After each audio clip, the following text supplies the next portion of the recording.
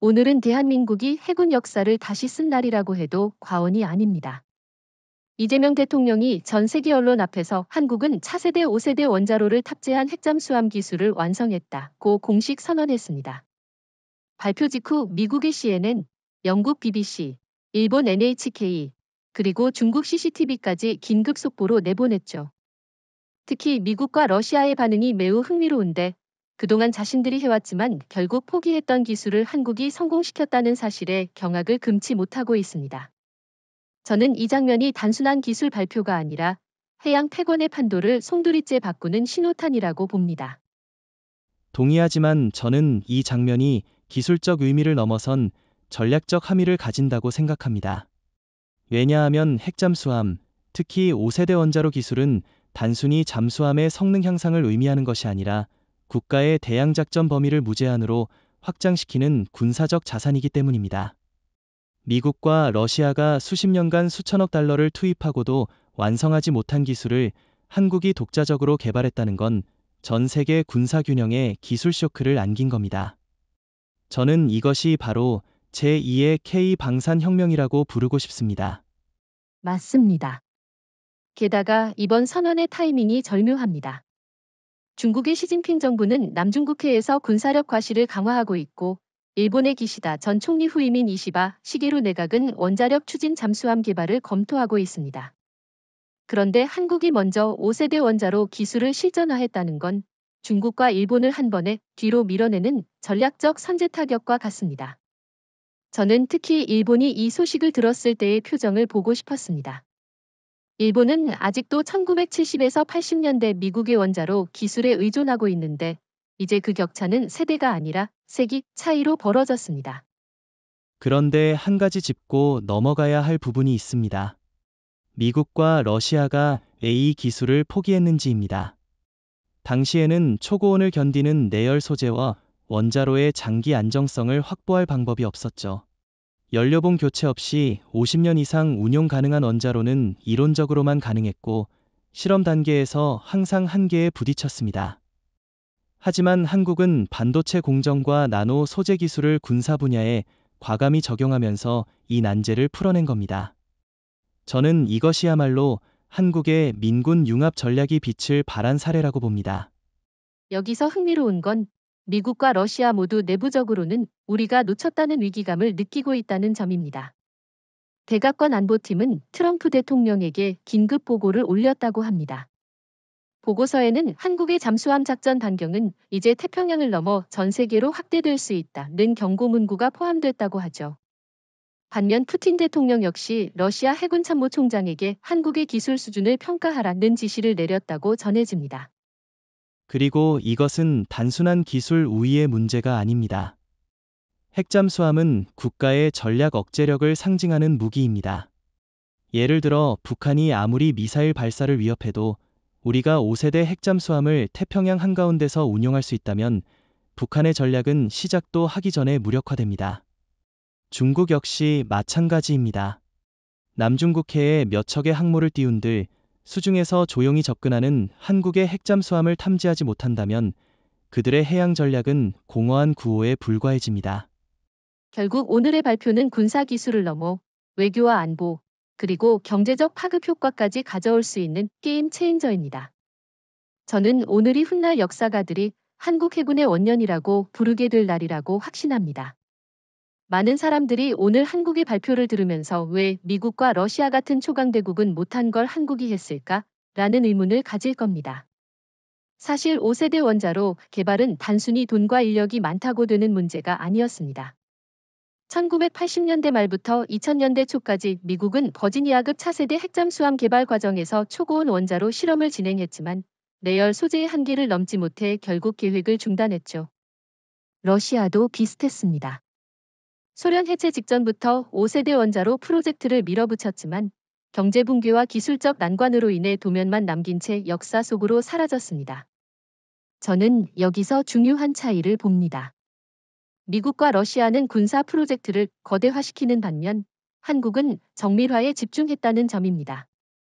맞습니다. 미국과 러시아는 당시에도 이미 핵잠수함 전력을 충분히 보유하고 있었기 때문에 굳이 위험을 감수하며 완전히 새로운 원자로에 도전할 필요성을 절박하게 느끼지 않았습니다. 반면 한국은 상황이 달랐죠. 우리는 기존의 재래식 잠수함 운용 경험을 토대로 한번 도약할 때 세계 최고 수준으로 라는 목표를 세웠습니다. 특히 한국은 민간 원전 기술을 이미 세계 최고 수준으로 끌어올린 상태였기 때문에 이를 군사 분야로 전환하는데 훨씬 유리한 출발점을 가졌습니다. 예를 들어 APR-1400 원자로 수출 경험은 연료봉 교체 주기를 획기적으로 늘리는 기반 기술을 제공했고, 이게 바로 5세대 원자로 개발에 결정적인 역할을 했습니다. 그렇죠. 게다가 미국과 러시아의 당시 한계는 기술적인 문제만이 아니었습니다. 냉전이 끝난 직후 미국은 대규모 군축과 예산 절감을 강하게 추진했고 러시아는 국가 재정이 붕괴 수준이었죠. 이런 상황에서 초고가의 장기 프로젝트는 정치적 명분을 잃었습니다. 반면 한국은 최근 20년간 방산 R&D 예산을 꾸준히 확대했고 민군 겸용 기술 개발을 전략적으로 추진했습니다. 이를테면 반도체 미세 공정 기술을 이용해 원자로 제어 계통의 반응 속도를 극적으로 단축시킨 게 좋은 예입니다. 이건 미국도 못한 시도였죠. 여기서 제가 하나 묻고 싶은 게 있습니다. 만약 미국이 5세대 원자로를 끝까지 밀어붙였다면 한국이 이렇게 단기간에 따라잡을 수 있었을까요? 제 생각에는 아니라고 봅니다. 왜냐하면 당시의 미국은 기술적 혁신을 위해 산업 전반을 재구성하는 통합형 개발 전략을 채택하지 않았기 때문입니다. 그들은 군사와 민간을 철저히 분리했고 첨단 기술의 흐름을 방산 쪽으로 옮기는 속도가 느렸습니다. 반면 우리는 반도체, 조선, 원전, 로봇 기술을 하나로 묶어서 동시에 발전시키는 방식을 택했습니다.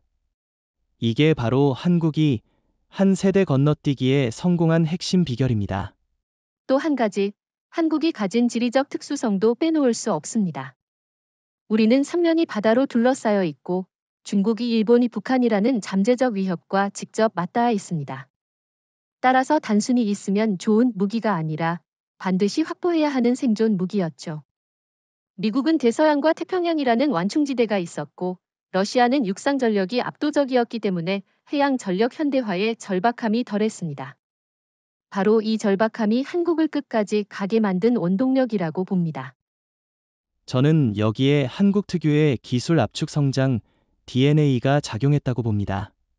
자동차, 조선, 스마트폰, 반도체 모두 20에서 30년 만에 세계 최정상에 올랐듯이 방산 분야도 예외가 아니었습니다. 특히 일본과 비교하면 차이가 더 분명합니다. 일본은 여전히 미국의 기술 승인을 받아야 원자로 관련 연구를 할 수 있지만 한국은 이미 독자 설계, 제작, 수출까지 완결한 경험이 있습니다. 중국 역시 아직 군사용 원자로 안정성에서 심각한 결함이 많습니다. 실제로 몇 년 전 중국의 한 신형 핵잠수함에서 원자로 냉각 계통 문제가 발생해 장기간 정박한 사건이 있었죠. 이런 경쟁자들의 약점이 오히려 한국의 강점을 더 부각시키는 셈입니다. 결론적으로 미국과 러시아가 포기한 이유는 단순한 실패가 아니라 전략적 선택이었지만 그 선택이 결국 한국에게는 기회의 창이 됐습니다. 우리는 그 창을 단순히 열어본 게 아니라 아예 새로운 문을 만들어버린 겁니다. 그리고 그 문 너머에는 지금까지 누구도 보지 못한 해양 전략의 미래가 펼쳐져 있습니다. 이번에 공개된 5세대 원자로의 출발점은 바로 부산에 위치한 지하 200m 심층 연구단지입니다. 이곳은 단순한 실험실이 아니라 국가 전략자산을 보호하는 요새와도 같은 곳이죠. 입구만 해도 3중 보안 게이트를 거쳐야 하고 출입 인원은 모두 국가안보법상 최고 등급 비밀 취급 인가를 받은 사람들 뿐입니다. 미국 CIA나 중국 MSS가 여러 차례 해킹과 침투를 시도했지만 번번이 실패했다는 이야기도 있습니다. 실제로 연구소 내부는 GPS 신호조차 잡히지 않게 설계되어 있고 외부 통신망은 완전히 차단되어 있습니다. 저는 이 보안 수준만 봐도 한국이 이 프로젝트를 얼마나 국가 운명을 건 사안으로 여겼는지 알 수 있다고 생각합니다. 저도 그 점이 인상 깊습니다. 특히 이곳이 단순히 군 연구기관이 아니라 민간과 군이 함께 참여한 융합형 연구 허브라는 것이 중요합니다. 한국전력기술, 두산에너빌리티, 그리고 대우조선해양 같은 민간 기업의 연구진이 해군 기술연구소와 어깨를 나란히 하며 작업했죠. 이것이 바로 한국이 단기간에 미국, 러시아가 수십 년에도 못한 원자로를 완성한 원동력입니다. 예를 들어 원자로 냉각계통에 사용된 초전도 펌프 기술은 원래 반도체 장비용 초저온 냉각장치에서 파생된 건데 이걸 군사화한 사례가 세계 최초입니다. 이런 접근은 폐쇄적인 군사연구 환경에서는 절대 나올 수 없는 발상입니다. 그런데 흥미로운 건 이 연구소의 위치를 부산으로 정한 이유입니다. 왜 서울이나 세종 같은 행정 중심지가 아니었을까요? 저는 세 가지 이유가 있다고 봅니다. 첫째, 부산은 이미 조선이 해양산업의 중심지라서 연구 성과를 곧바로 실물 제작으로 연결할 수 있습니다. 둘째, 바다와 가깝기 때문에 원자로 모듈을 바로 해상 시험장으로 옮길 수 있죠. 셋째, 국제 스파이 활동에서 수도권보다 훨씬 눈에 덜 띕니다. 실제로 일본 정보기관이 한때 이 시설의 위치를 특정하려 했지만 부산항 주변의 대규모 물류 이동 속에 완전히 위장되어 실패했다고 합니다. 그 점은 저도 동의하지만 저는 또 하나의 이유가 있다고 봅니다. 바로 국민적 경계심을 자연스럽게 끌어올리는 심리전입니다. 부산 시민들은 이미 북한과 일본의 위협을 가까이 느끼고 있기 때문에 국가 핵심 기술 보호에 대한 경각심이 높습니다. 연구소 주변에는 공식적으로는 해양 플랜트 부품 창고라는 간판이 걸려 있지만 실제로는 특수부대가 24시간 순찰합니다. 이게 바로 보안과 지역사회 협력의 절묘한 조합이죠. 여기서 한 가지 짚고 싶은 건 이 시설의 내부 구조입니다. 언론에는 공개되지 않았지만 내부는 5개의 독립 모듈 구역으로 나뉘어 있고 각 구역은 자체 발전 공조위 보안 시스템을 갖추고 있어서 어느 한 구역이 침해돼도 전체 프로젝트가 영향을 받지 않도록 설계되었습니다. 러시아는 과거 이런 구조를 만들려다가 예산과 기술 부족으로 포기했는데 한국은 민간 인프라와 국방 기술을 결합해 이를 구현해낸 겁니다. 맞습니다. 그리고 이곳에서 특히 주목할 부분은 가상원자로 실험실입니다. 원자로 실물을 계속 가동하며 시험하는 건 비용과 위험이 크기 때문에 초고성능 슈퍼컴퓨터로 20년간의 운용 데이터를 시뮬레이션하는 방식이 도입됐습니다. 덕분에 냉각수 흐름, 연료봉 열화, 방사능 차폐 효과 등을 실제 운용과 동일한 환경에서 검증할 수 있죠. 이런 디지털 트윈 방식은 일본이 여전히 도입조차 못한 분야입니다. 일본은 아직도 축소 모형과 수치 해석에 의존하는 구식 방식을 고수하고 있습니다. 또 중국의 경우 군사원자로 개발 시설이 대부분 내륙에 위치하다 보니 실외역 시험이 어렵습니다. 그래서 바다로 옮기는 과정에서 수많은 기술 결함이 드러나죠. 반면 우리는 부산에서 바로 진해 해군기지까지 연결되는 테스트 루트를 확보하고 있어서 연구소에서 만든 부품이나 모듈을 하루 만에 해상 실험 환경으로 옮길 수 있습니다. 이건 단순한 편의성을 넘어 개발 속도와 품질 안정성에서 압도적인 차이를 만드는 요소입니다. 결국 부산지하연구소는 단순한 건물이 아니라 한국이 5세대 원자로 개발해서 기술적 비밀을 지키고 속도와 품질을 동시에 확보하며 경쟁국의 스파이 활동을 무력화시키는 삼위일체 전략의 핵심입니다. 저는 이곳을 한국 해양안보의 심장이라고 부르고 싶습니다. 그리고 이 심장은 앞으로 수십 년간 끊임없이 우리 해군 전력을 강화하는 피를 공급하게 될 겁니다. 이재명 대통령이 발표해서 언급한 5세대 원자로의 성능을 들으면 왜 미국과 러시아가 당황했는지 바로 이해가 됩니다. 가장 눈에 띄는 건 연료봉 교체 없이 최대 52년 동안 안정적으로 가동할 수 있다는 점입니다. 기존 3세대 원자로의 평균 운용 주기가 25년, 4세대가 35년 정도였던 것을 생각하면 거의 2배에 달하는 수명 연장이죠. 그리고 출력 대비 효율도 기존 대비 40% 이상 향상됐습니다. 이것은 단순한 좋아졌다 수준이 아니라 해양 전략 자체를 바꿀 수 있는 혁신입니다. 핵잠수함이 한번 바다에 나가면 사실상 귀환 일정이 사라진다는 의미거든요. 그렇죠. 저는 그보다 더 놀라운 게 소음 수준입니다. 기존 핵잠수함의 가장 큰 약점 중 하나가 원자로에서 발생하는 미세한 진동과 소음이었는데 이번 5세대 원자로는 이 문제를 완전히 해결했습니다. 발표에 따르면 가동시 소음이 해수의 자연 배경 소음과 동일한 85데시벨 이하로 유지된다고 합니다. 이렇게 되면 적의 소나망을 완전히 무력화시킬 수 있죠. 일본이 자랑하던 초정밀 수동 소나도 이런 수준의 저소음 잠수함 앞에서는 무용지물이 될 가능성이 큽니다. 그리고 냉각 기술도 주목할 만합니다. 이번 원자로는 액체 금속 냉각 방식과 나노튜브 기반 열전달 소재를 결합했습니다. 이 덕분에 냉각 속도가 기존 대비 60% 이상 빨라지고 방사선 차폐 효율도 크게 향상됐습니다. 저는 이 부분이 특히 중국에 치명적이라고 봅니다. 중국은 아직도 해수 냉각 방식에 의존하는데 이 방식은 소금 결정과 부식 문제가 심각해서 장기간 운용에 불리하죠. 반면 우리는 재질 자체를 혁신했기 때문에 장기 운항과 유지 보수에서 압도적인 우위를 확보했습니다. 또 하나 중요한 게 원자로의 크기입니다. 기존 핵잠수함용 원자로는 부피가 커서 잠수함 설계의 유연성이 제한됐지만 5세대 원자로는 부피를 30% 이상 줄였다고 합니다. 이 말은 무기창을 더 넓히거나 생활 공간을 개선하거나 추가 전자전 장비를 설치할 수 있다는 뜻이죠. 예를 들어 장거리 극초음속 미사일 발사 모듈을 탑재하는 것도 현실적으로 가능해집니다. 러시아의 야생급은 원자로 크기가 크기 때문에 이런 확장이 어렵습니다. 그럼 여기서 질문 하나 드리겠습니다. 이런 성능이 실제 전장에서 어떤 전략적 차이를 만들까요?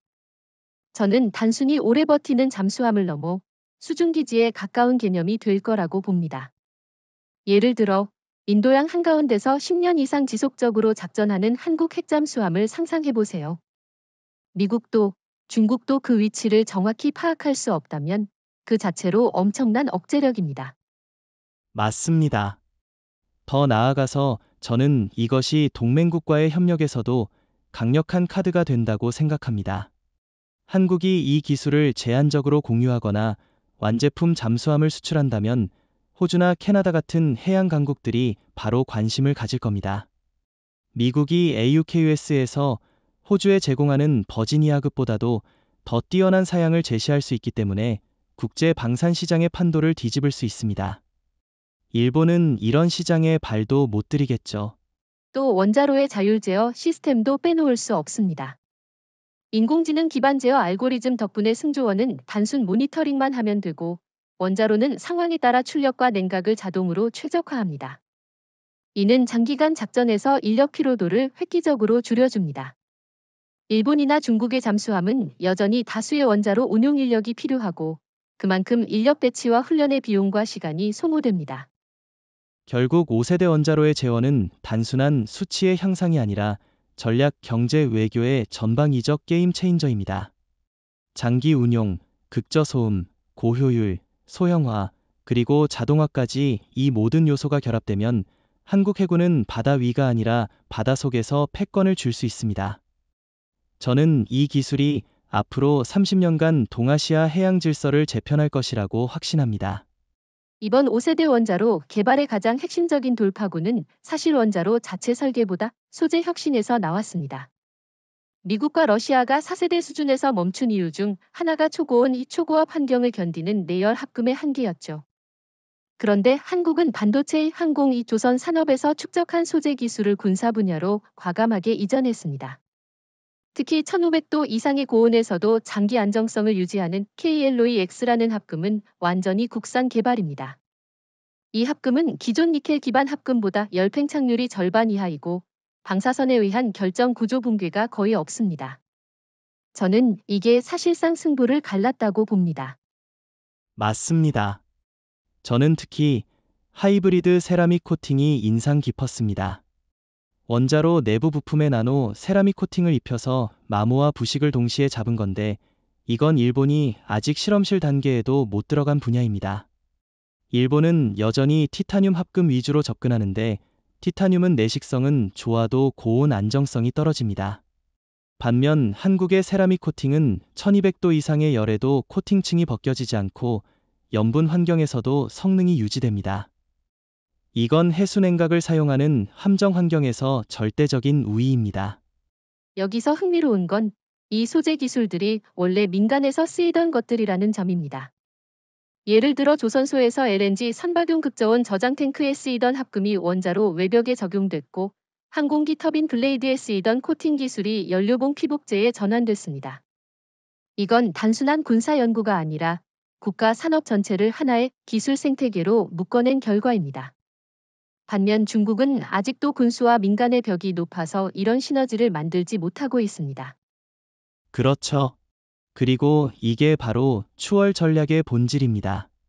우리가 기존 강국의 개발 루트를 그대로 따라간 게 아니라 다른 산업의 성과를 가로로 연결해서 한 번에 도약했습니다. 마치 자동차 엔진 개발을 하면서 이미 있던 항공기 엔진 부품을 가져다 쓰는 것처럼 시간과 비용을 대폭 절약한 겁니다. 러시아는 아직도 신소재를 전부 군수 전용 공장에서 개발하려고 하니 개발 주기가 20년 이상 걸릴 수밖에 없습니다. 여기서 제가 하나 묻겠습니다. 이런 소재 혁신이 전장에서 어떤 차이를 만들까요? 제 생각에는 유지보수 주기가 길어지면서 작전 지속성이 비약적으로 향상됩니다. 예를 들어 기존 원자로는 7에서 8년에 한 번 대규모 정비가 필요했지만 KLOEX와 세라믹 코팅 덕분에 이 주기가 15년 이상으로 늘어났습니다. 그 말은 곧 작전 공백이 절반 이하로 줄어든다는 의미입니다. 동의합니다. 게다가 부품 수명 연장은 단순히 돈을 아끼는 수준이 아니라 전략적 유연성을 확보하는 핵심 요소입니다. 긴급 상황에서 정비 주기 때문에 전력을 투입 못하는 일은 치명적이거든요. 일본 해상자위대가 바로 그런 문제를 겪고 있습니다. 그들의 최신형 재래식 잠수함 타이게 2급조차 배터리와 추진계 유지 보수 때문에 매년 장기간 정박해야 합니다. 반면 한국의 신형 핵잠수함은 소재 자체가 이런 한계를 없애줍니다. 또 하나 중요한 건 방사선 차폐 효율입니다. 새로운 복합 차폐제는 기존 대비 35% 이상 가벼우면서 차폐 성능은 오히려 향상됐습니다. 무게가 줄면 그만큼 무기 탑재량을 늘리거나 속도를 향상시키는 데 여유가 생깁니다. 실제로 한국형 설계에서는 기존보다 4기 더 많은 극초음속 미사일 발사관을 배치할 수 있게 됐다고 합니다. 저는 이게 전투력 면에서 엄청난 차이를 만든다고 봅니다. 결국 한국의 소재 혁신은 단순히 좋은 금속을 만들었다가 아니라 설계, 유지 보수, 무장 구성, 전술 운용까지 전방위적으로 바꿔놓는 게임 체인저입니다. 미국과 러시아가 실패한 건 기술력 부족이라기보다 이런 종합적 접근이 없었기 때문입니다. 한국은 그걸 해냈고, 그래서 지금 전 세계가 놀라는 겁니다. 저는 이번 5세대 원자로 개발 과정에서 가장 흥미로운 지점이 민간 원전 기술의 군사화라고 생각합니다. 많은 나라가 군사 원자로와 민간 원전을 완전히 분리해 운용하지만 한국은 과감하게 이 경계를 허물었습니다. 예를 들어 APR-1400, SMART 원자로 같은 상용 모델에서 검증된 기술을 기반으로 군사형 원자로를 설계한 거죠. 특히 SMART 원자로의 모듈형 설계 개념이 이번 핵잠수함 원자로에도 그대로 적용됐습니다. 이건 세계적으로 드문 사례입니다. 미국조차 버지니아급 개발 때는 민간 원전 기술과 별개로 전용 연구를 진행했는데 이로 인해 시간과 예산이 2배 이상 소요됐습니다. 맞습니다. 저는 여기에 한국의 운영 데이터가 결정적 역할을 했다고 봅니다. APR-1400 원전은 이미 아랍에미리트 바라카 원전에서 상업 운전을 하고 있죠. 여기서 축적된 수천 테라바이트의 운전 정비 데이터가 그대로 군사원자로 설계에 반영됐습니다. 예를 들어 장기간 연속 운전에서 나타나는 재료 피로도, 냉각수 화학적 안정성, 제어봉 반응 속도 같은 변수를 실측값으로 확보했다는 겁니다. 일본이나 중국은 이런 장기간 해외 운전 데이터를 확보한 적이 없습니다. 일본은 후쿠시마 사고 이후 해외 원전 수출이 사실상 막혔고, 중국은 수출 프로젝트의 신뢰성 문제로 데이터 신빙성이 낮습니다. 여기서 궁금한 건 민간 기술을 군사에 전용하는 과정에서 어떤 어려움이 있었느냐는 겁니다. 원전은 기본적으로 안정성과 경제성이 최우선이지만 군사 원자로는 기동성과 은밀성이 더 중요합니다. 예를 들어 민간 원전은 대형 터빈을 돌리기 위해 최대 출력을 장기간 유지하는 설계지만 잠수함 원자로는 출력 변동이 매우 빈번하죠. 이를 해결하기 위해 한국은 제어계통에 AI 기반 출력 최적화 알고리즘을 넣었습니다. 덕분에 출력 변동 시 반응 시간이 기존보다 45% 빨라졌다고 합니다. 이건 단순히 성능 개선이 아니라 적의 탐지를 피하기 위해 필요한 은밀 운용 능력을 획기적으로 높이는 요소입니다. 그렇죠. 그리고 이 과정에서 민간 부문의 소재 부품 기업들이 적극 참여했다는 점이 중요합니다. 한전 KPS, 포스코, LS 전선 같은 기업들이 각각 유지보수, 특수강, 전력 케이블 분야에서 기술을 제공했습니다. 덕분에 군사원자로의 부품 국산화율이 98%에 달합니다. 중국은 여전히 핵심 부품을 러시아나 프랑스에서 수입해야 하고, 일본은 미군 승인 없이 원자로 부품을 자체 개발할 수 없습니다. 이 차이가 결국 개발 속도와 보안에서 결정적 우위를 만듭니다. 게다가 민간 원전 프로젝트를 통해 이미 국제 인증을 다수 확보했다는 점도 간과할 수 없습니다.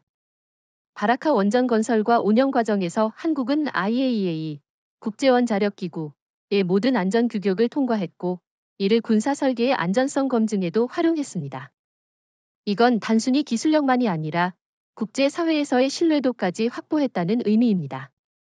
반면 중국은 안전 규정 위반 사례가 누적돼 IAEA 신뢰도가 낮고, 일본은 후쿠시마 이후 규제 환경이 지나치게 경직돼 개발 유연성이 떨어집니다. 결국 민간 원전 경험은 한국에게 실험실이 아닌 실제 현장에서 검증된 기술이라는 무기를 줬습니다. 그래서 다른 나라들이 20년 걸릴 개발 과정을 우리는 절반 이하로 단축할 수 있었던 겁니다. 그리고 이건 단지 핵잠수함에만 국한되지 않습니다. 앞으로 원자력 추진 항공모함, 심해 탐사선, 극지 쇄빙선 같은 분야로 기술 확장이 가능합니다. 저는 이것이야말로 한국이 해양 패권 경쟁에서 장기적으로 승리할 수 있는 기반이라고 생각합니다. 네, 결국 이번 성과는 민간에서 시작해 군사로 확장하는 한국식 모델의 완성판입니다. 다른 나라들이 폐쇄적인 군사개발 구조에 갇혀 있을 때 우리는 개방형 융합형 전략으로 장벽을 넘어섰습니다. 이 차이가 앞으로 몇십 년간의 해양 전력 경쟁에서 엄청난 격차를 만들 거라고 저는 확신합니다.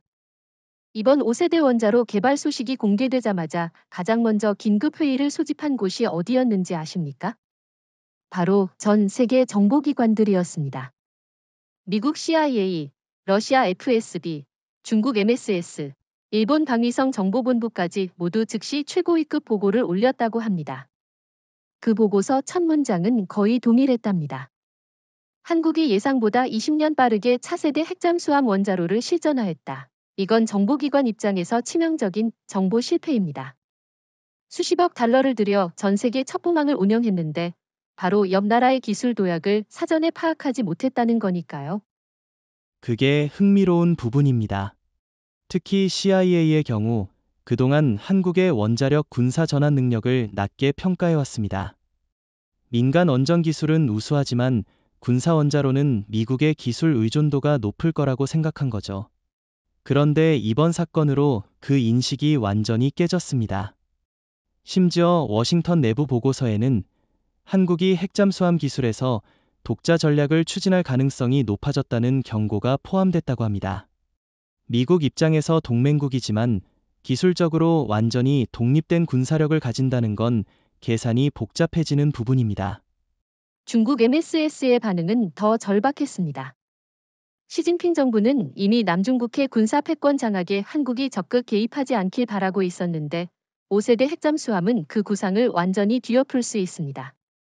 중국 정보기관이 올해 초까지만 해도 한국의 해군 원자로 연구가 4세대 전 단계에 머물러 있다고 보고했는데 불과 몇 달 만에 발표가 나와버린 겁니다. 그야말로 정보망 붕괴죠.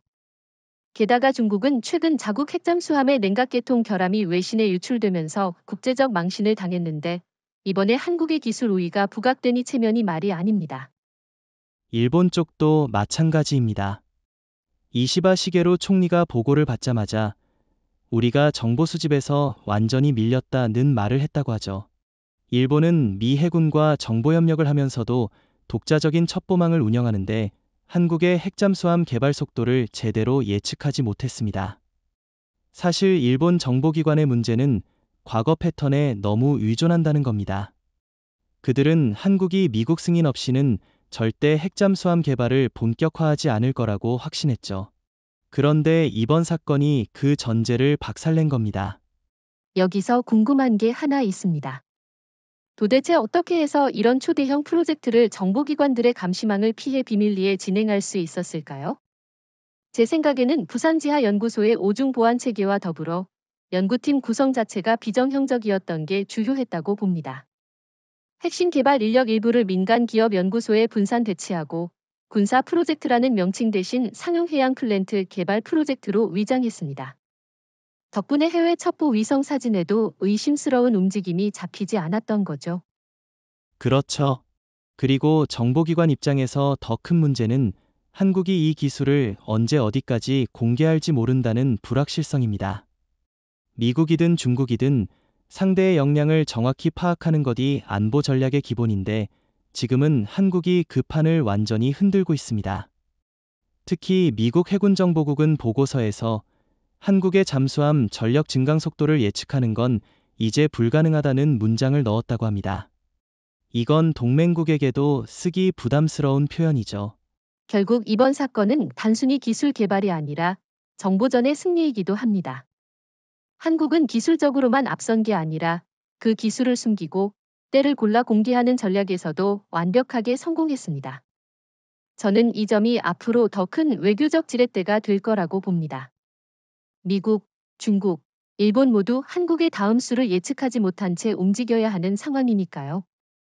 네. 그리고 그건 곧 한국이 협상 테이블에서 절대적으로 유리한 위치에 선다는 뜻입니다. 기술, 정보, 전략, 이 세 가지를 동시에 쥔 국가는 많지 않습니다. 이번 5세대 원자로 개발이 단순히 해군력 강화가 아니라 한국을 예측 불가능한 강국으로 만들어버린 결정적 계기라고 생각합니다.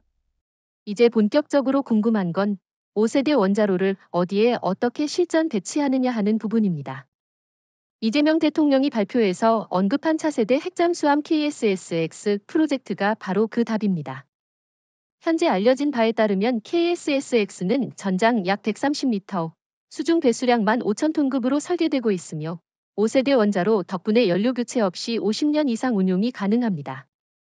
여기에 극저소음 추진체계와 수중 1000km 이상 사거리를 가진 극초음속 미사일 탑재 능력이 핵심 특징입니다. 이건 기존 한국 해군의 잠수함 개념을 완전히 뛰어넘는 차세대 전략 자산이죠. 맞습니다. 특히 저는 설계 철학이 흥미롭습니다. 기존의 핵잠수함이 대형 무장 플랫폼에 초점을 맞췄다면 KSSX는 수중 전쟁 지휘기지라는 개념으로 설계되고 있습니다. 내부에는 통합전 투지휘실이 있어 다른 함대와 실시간 데이터 공유가 가능하고 드론, 무인 수중기, UGV, 운용 능력까지 포함되어 있습니다. 예를 들어 남중국해 한복판에서 무인 수중기를 투입해 중국 해군의 기동을 실시간 감시하고 필요한 순간에 정밀 타격을 가하는 것도 가능합니다. 여기서 중요한 건 KSSX가 단순히 한두 척만 건조되는 게 아니라는 겁니다. 해군 계획에 따르면 최소 6척 이상이 배치될 예정이고 배치 시기도 2030년대 초반으로 예상보다 빠릅니다. 이건 5세대 원자로의 모듈화 설계 덕분에 건조 기간이 기존 대비 30% 이상 단축됐기 때문이죠. 러시아나 중국은 여전히 원자로와 함체를 병렬이 아닌 순차적으로 제작하느라 10년 넘게 걸립니다. 또 하나 주목할 점은 무장 구성입니다. KSSX는 수직 발사관, VLS을 통해 극초음속 미사일 16기, 장거리 순항 미사일 32기, 그리고 대자머레 20기를 동시에 운용할 수 있습니다. 일본 해상자위대가 보유한 최신형 잠수함과 비교하면 무장 탑재량과 사거리가 최소 2배 이상 차이가 납니다. 저는 이 점이 일본을 가장 불안하게 만들 거라고 봅니다. 왜냐하면 일본은 여전히 재래식 잠수함 위주로 운용하고 있고 핵추진 잠수함 개발 계획이 가시화되지 않았기 때문입니다. 그렇다면 중국은 어떨까요? 중국 해군의 진급, 전략 핵잠수함은 이미 서방에서 소음 공룡이라는 평가를 받고 있습니다.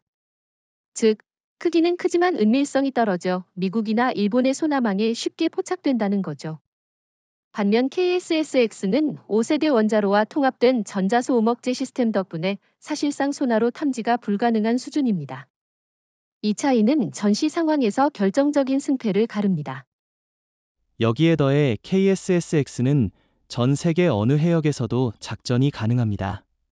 예를 들어 호주 해역에서 인도양을 거쳐 중동까지 단 한 번도 연료를 보급하지 않고 이동할 수 있습니다.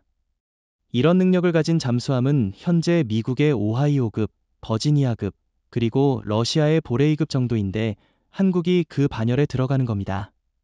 동맹국과의 연합작전에서도 전략적 가치는 폭발적으로 증가하죠. 저는 KSSX 프로젝트에서 또 하나 주목하는 부분이 바로 건조 방식의 분산 협력입니다. 대우조선해양, 현대중공업, 그리고 하나오션이 각기 다른 모듈을 제작하고 이를 조립하는 방식입니다.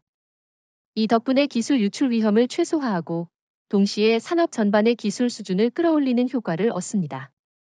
중국은 이런 분산형 고도 제작 방식을 아직 구현하지 못했고 일본은 조선업 기반이 축소돼 동시다발적 모듈 제작 능력이 떨어집니다. 결국 KSSX는 단순히 잠수함이 아니라 한국의 해양 전략을 완전히 다른 차원으로 끌어올리는 움직이는 요새입니다. 저는 이 프로젝트가 완성되면 동북아 해역에서 한국 해군이 미, 중, 일 어느 나라에도 뒤지지 않는 완전한 독립 작전 능력을 갖추게 될 거라고 확신합니다.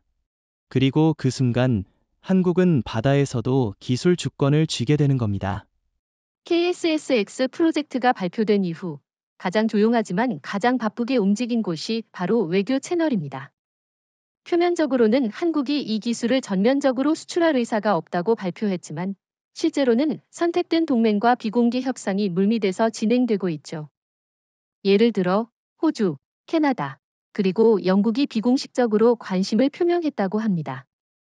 특히 호주는 AUKUS를 통해 미국과 영국의 핵잠수함 기술을 이전받기로 했지만 일정이 지연되고 있고 유지 비용이 폭증하면서 대안을 찾고 있었습니다. 바로 그 시점에 한국의 KSSX 제안이 등장한 겁니다. 네. 그리고 흥미로운 건 이 협상이 단순히 잠수함을 사겠다가 아니라 공동개발 생산 형태를 전제로 하고 있다는 점입니다. 한국은 기술 이전 범위를 엄격히 제한하면서도 동맹국 조선소에서 일부 모듈을 제작할 수 있게 하는 방안을 제시했습니다. 이 방식은 동맹국의 정치적 부담을 줄이고 동시에 한국의 기술 주도권을 확실히 유지하게 해줍니다. 반면 미국은 기술 이전 조건이 까다롭고 완제품 판매 위주라서 협상에서 융통성이 떨어집니다. 저는 이 차이가 한국이 동맹국에게 매력적인 대안으로 부상하는 이유라고 봅니다. 그런데 여기서 중요한 질문이 하나 생깁니다. 왜 한국은 모든 나라가 아닌 선택된 동맹만을 대상으로 하느냐는 거죠. 제 생각에는 두 가지 이유가 있습니다. 첫째, 기술 유출 방지입니다.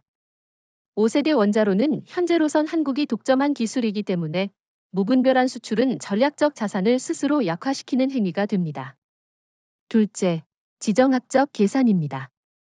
예를 들어 동남아 국가 중 일부는 중국과의 관계 때문에 한국이 잠수함을 제공할 경우 역효과가 날 수 있습니다.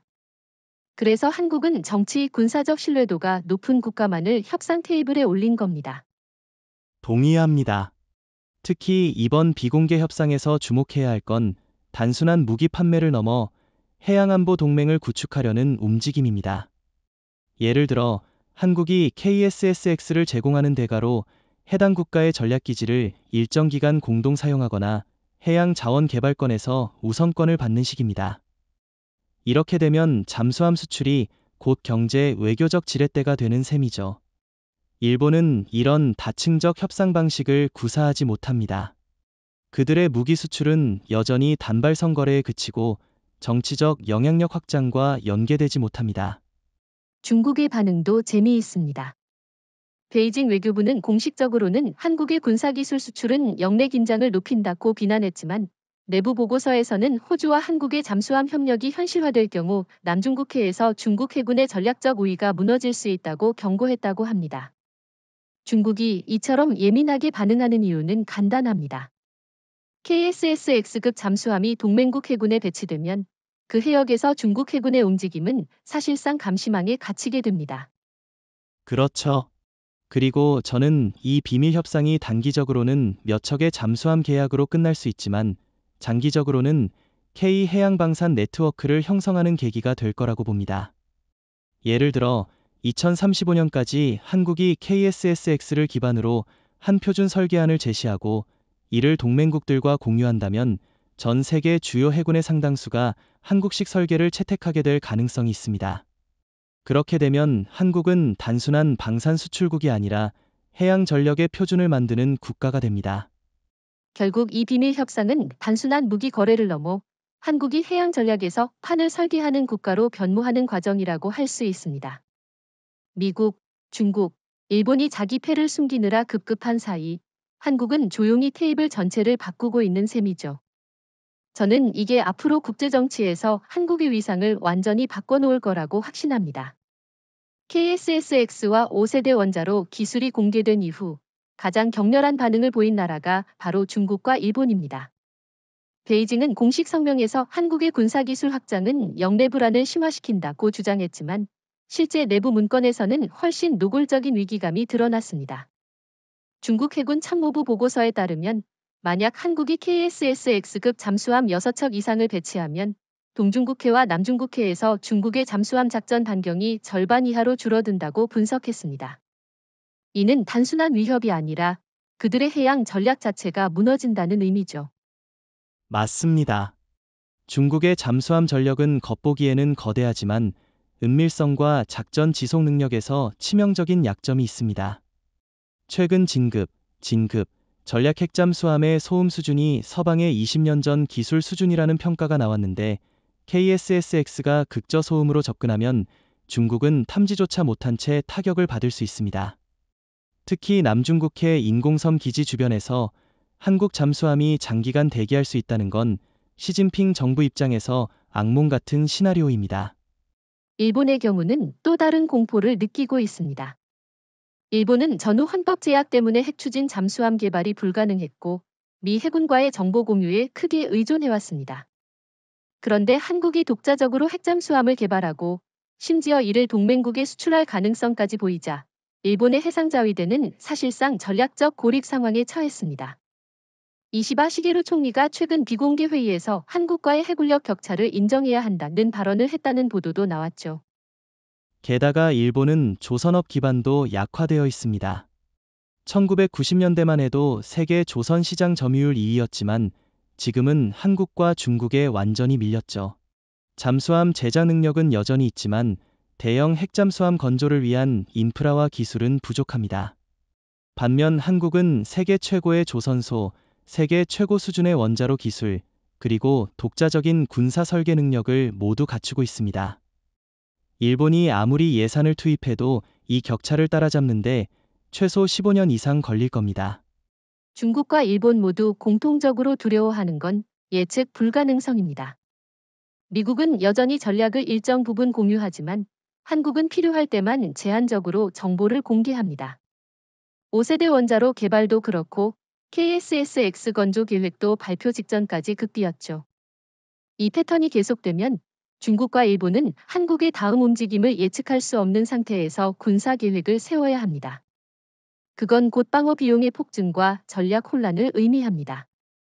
저는 여기서 중요한 질문을 하고 싶습니다. 중국과 일본이 이런 상황에서 어떤 대응책을 내놓을 수 있을까요? 중국은 당장 원자로 소형화 기술에서 한계를 보이고 있고, 일본은 정치적으로 핵추진 잠수함 개발이 불가능합니다. 결국 두 나라는 동맹 강화라는 우회로를 택할 수밖에 없지만, 한국이 이미 그 동맹 네트워크의 중심에 들어가 버렸다는 게 문제죠. 호주, 캐나다, 영국 같은 국가들이 한국과 협력한다면 중국과 일본은 설 자리가 점점 줄어들 겁니다. 결국 중국과 일본의 혼란은 단순한 기술 격차 때문이 아니라 한국이 기술, 외교의 군사 세 축을 동시에 움직이고 있기 때문입니다. 이건 단순한 무기 경쟁이 아니라 전략의 판을 바꾸는 게임입니다. 저는 이 상황이 앞으로 최소 20년간 동북아 안보 지형을 한국 중심으로 재편할 거라고 확신합니다. 흥미로운 건 KSSX와 5세대 원자로 발표 직후 미국의 태도가 급변했다는 점입니다. 처음엔 백악관과 미 해군 정보국이 한국이 정말 독자적으로 이런 기술을 완성했을까? 라며 의구심을 품었죠. 일부 군사 분석가들은 한국이 미국의 기술 지원 없이 50년 수명의 원자로를 만들 수 없다고 단언하기도 했습니다. 그러나 내부기술평가팀이 부산지하연구소와 원자로 모듈 테스트 데이터를 분석한 결과 이 기술이 전적으로 한국의 독자 성과라는 게 확인되자 분위기가 바뀌었습니다. 오히려 이 기술을 어떻게든 우리 편에 붙들어둬야 한다는 기류가 강해진 겁니다. 그렇습니다. 사실 미국 입장에서 한국의 5세대 원자로 기술은 동맹의 무기이자 잠재적 경쟁 요소입니다. 특히 트럼프 대통령은 처음 보고를 받았을 때 우리가 버지니아급에서 해결 못한 문제를 한국이 해결했다고 라며 반신반의했다고 하죠.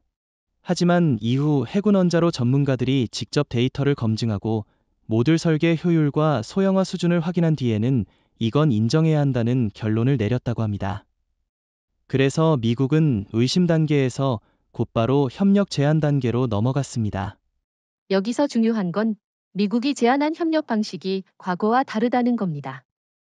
예전 같으면 자신들이 기술을 주고 한국이 따라오는 형태였지만 이번에는 공동 개발과 기술 교환을 제안했습니다. 심지어 미국 측은 차세대 무인 수중 전투 체계 UCAVS와 한국의 5세대 원자로를 결합하는 아이디어까지 꺼냈다고 합니다. 이는 한국이 기술적으로 대등하거나 그 이상이라는 걸 인정한 셈이죠. 그렇지만 이런 협력 제안에는 미국의 계산이 숨어 있습니다. 첫째, 한국 기술이 중국이나 러시아로 흘러가는 걸 막는 것. 둘째, 자국 해군의 차세대 잠수함 개발 일정을 단축하는 것. 셋째, 방산 시장에서 한국과의 경쟁을 조율하는 겁니다. 예를 들어 호주나 캐나다가 한국의 KSSX를 선택하면 미국의 방산 수출 계획에 타격이 갈 수 있으니 아예 공동 프로젝트로 묶어버리는 전략이죠. 그렇다면 한국은 어떻게 대응해야 할까요? 저는 미국과의 공동 개발을 전면 거부하는 건 비현실적이라고 봅니다. 대신 기술 핵심부 특히 KLOEX 합금, 나노 세라믹 코팅, 그리고 AI 제어 알고리즘만큼은 절대 이전하지 않는 조건으로 협력해야 한다고 생각합니다. 그래야 기술 주도권을 유지하면서도 동맹 관계를 활용할 수 있습니다. 맞습니다. 실제로 한국 외교부와 방위사업청 내부에서도 비슷한 기조를 세운 것으로 합니다. 미국과의 협력은 외교적 영향력을 넓히는 수단이지만 기술 이전은 선택과 집중 원칙으로 제한하자는 거죠.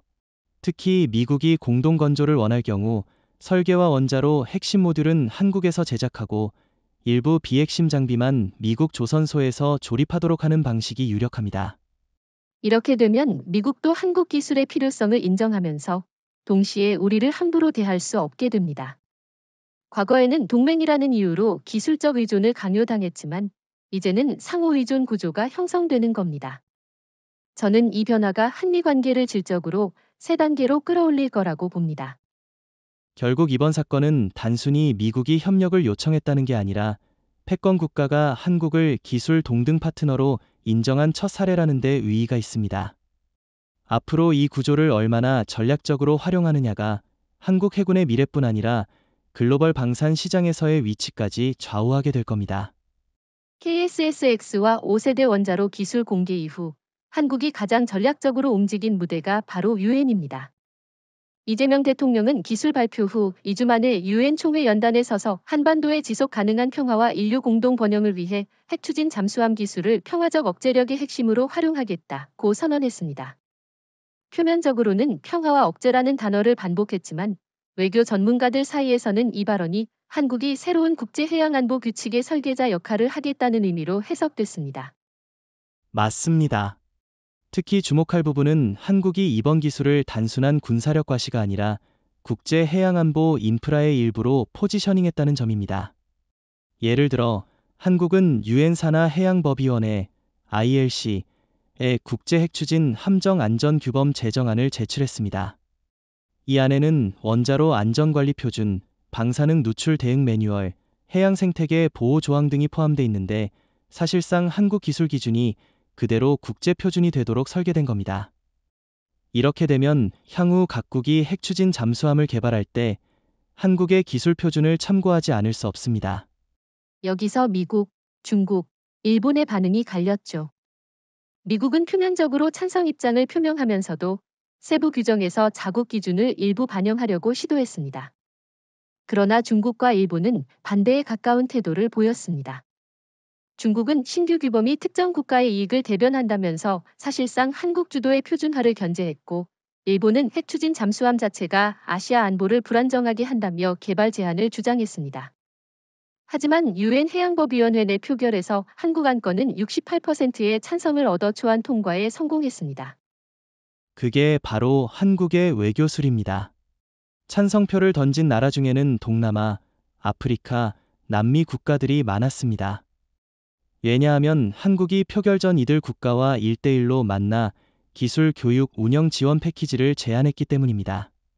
예를 들어 필리핀과 베트남에는 한국형 해양원자로 안전센터 설립 지원을 약속했고, 케냐와 브라질에는 차세대 해양 감시 시스템 무상 제공을 제안했습니다.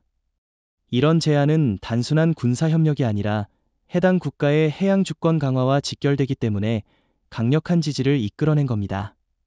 반대로 중국과 일본은 이런 외교전에 대응할 준비가 전혀 안 돼 있었습니다.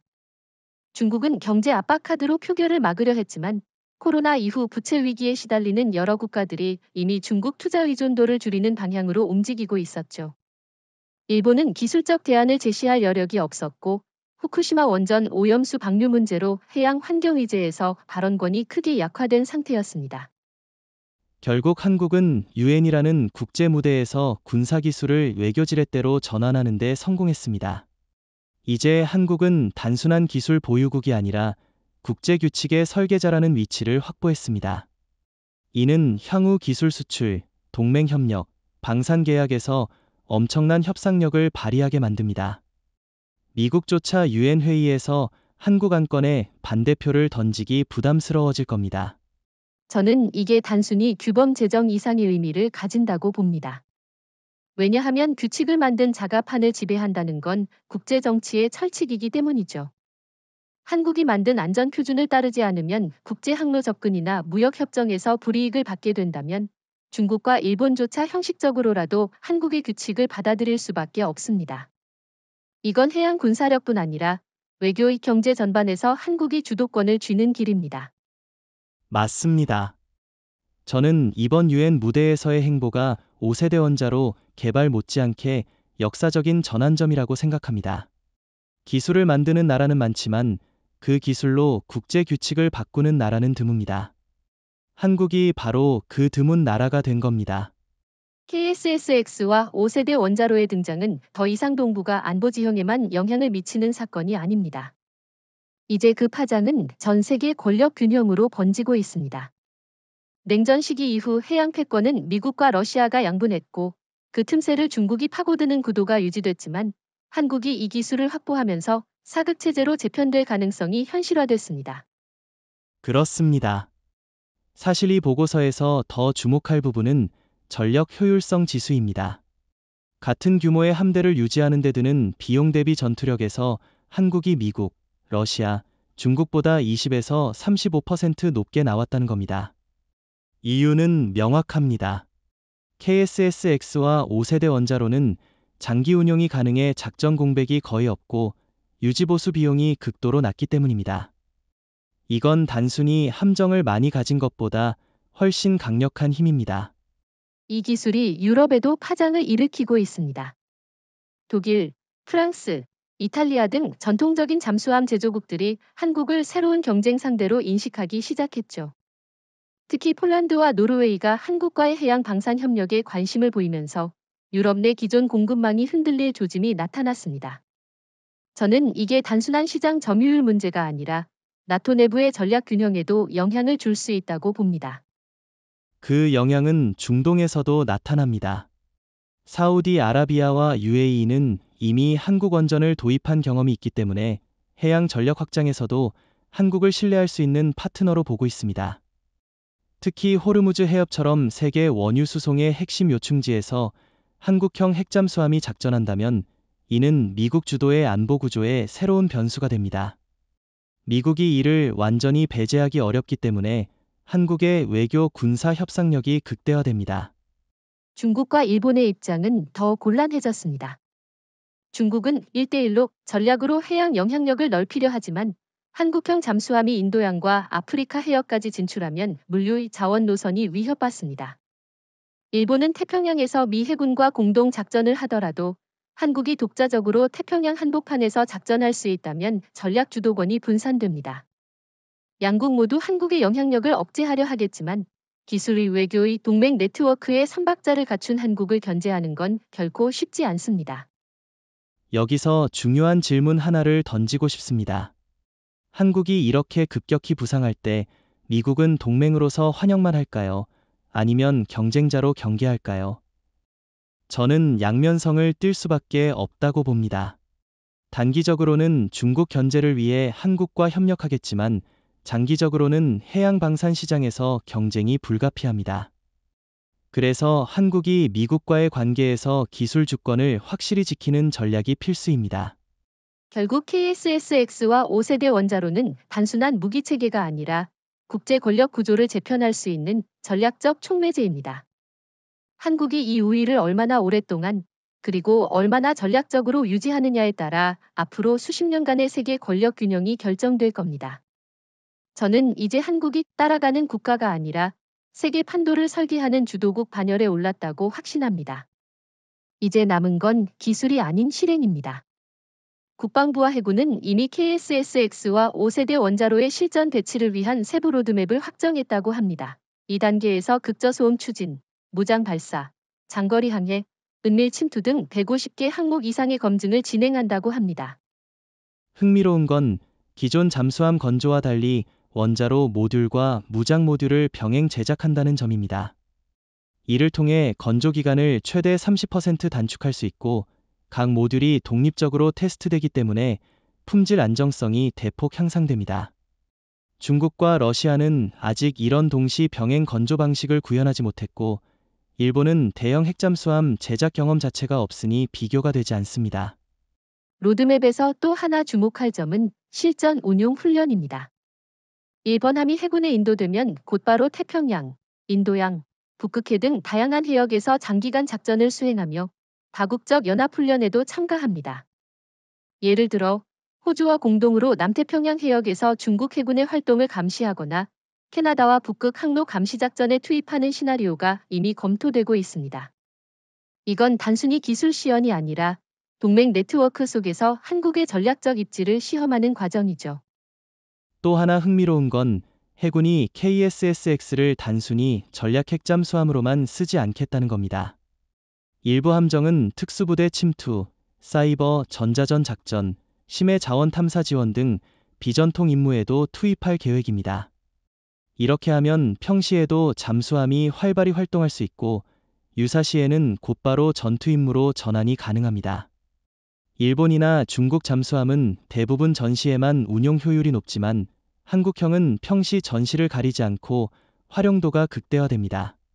물론 로드맵이 순조롭게 진행되려면 안정적인 예산 확보가 필수입니다. 다행히 이번 국회 국방위 심의에서 KSSX와 5세대 원자로 개발 배치 예산이 여야 만장일치로 통과됐다고 합니다. 심지어 일부 의원들은 건조 수량을 6척에서 8척으로 늘리자는 제안까지 했죠. 이는 기술적 신뢰성과 전략적 필요성이 이미 국내에서 충분히 인정받고 있다는 증거입니다. 그 순간 한국 해군은 미국, 러시아와 더불어 전 지구적 작전 능력을 가진 세 번째 국가가 되는 겁니다.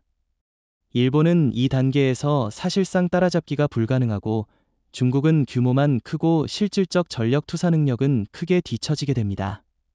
결국 이 로드맵은 단순한 생산 계획이 아니라 한국을 해양 패권 경쟁의 중심으로 끌어올리는 전략적 설계도입니다. 저는 이 계획이 차질 없이 완수된다면 2040년에는 한국이 바다속에서 세계 권력 균형을 좌우하는 시대가 올 거라고 확신합니다. 그렇습니다. 이 발언은 단순한 자부심 표현이 아니라 전략적 선언이었습니다. 한국이 이제 더 이상 해양에서 수동적인 플레이어가 아니라 독자적으로 전 지구적 작전이 가능한 강국이라는 점을 분명히 한 거죠. 특히 바다속에서 세계를 지배한다는 표현은 은밀성과 지속성을 상징하는 핵잠수함 전력의 본질을 그대로 드러낸 겁니다. 이건 미국, 중국, 일본에 대한 강력한 메시지이자 동맹국에겐 든든한 보증서였습니다. 행사장에는 흥미로운 장면이 많았습니다. 호주, 캐나다, 영국 대표단은 환영의 박수를 보냈지만 중국 대표단은 굳은 표정으로 앉아 있었고 일본 대표단은 서로 귓속말을 나누며 긴장된 표정을 감추지 못했습니다. 특히 일본 언론은 다음날 한국 해군력, 미일 해군 연합전력의 필적이라는 자극적인 제목으로 보도했는데 이는 사실상 한국을 해양 군사력의 대등한 주체로 인정한 셈입니다. 이날 발표된 자료에 따르면 KSS-X 6척이 전력화된 이후 한국 해군의 작전 반경은 지구 전체의 85% 이상을 커버합니다. 이는 미국, 러시아와 어깨를 나란히 하는 수치이며 중국과 일본은 전혀 도달하지 못한 영역입니다. 그리고 무엇보다 5세대 원자로의 50년 무연료 운용 능력은 전 세계 해군 역사에서 전례 없는 기록입니다. 이재명 대통령은 연설 후반부에 유엔에서 제정된 국제 핵추진 함정 안전 규범을 다시 언급하며 한국이 만든 기술과 표준이 앞으로 세계 해양 질서를 안정적으로 이끌 것이라고 강조했습니다. 우리는 기술을 무기로 삼지만 그 무기를 평화를 지키는 방패로 쓸 것입니다. 이 한 문장은 동맹국들의 신뢰를 굳히는 동시에 반대국들에겐 경고가 됐습니다. 중국과 일본은 그날 이후 군사 외교 전략을 전면 재검토하기 시작했습니다. 중국은 남중국해 기지 방어망을 강화하고 일본은 재래식 잠수함 전력 확충 계획을 발표했지만 전문가들은 이미 격차가 너무 커졌다는 평가를 내렸습니다. 반면 한국은 이 격차를 유지하기 위해 차세대 KSS-X 블락2 개발에 착수했고 이번에는 극초음속 무인 잠수정과의 완전 통합을 목표로 하고 있습니다. 결국 이날의 선언은 단순한 진수식 발언이 아니라 새로운 국제해양 질서의 개막을 알리는 선언문이었습니다. 한국은 이제 기술, 외교, 군사, 표준 제정 능력을 모두 가진 완전한 해양 강국이 되었고 세계는 이를 인정할 수밖에 없습니다. 저는 이 순간이 앞으로 수십 년 동안 국제정치 교과서에 실릴 역사적 장면이 될 거라고 확신합니다.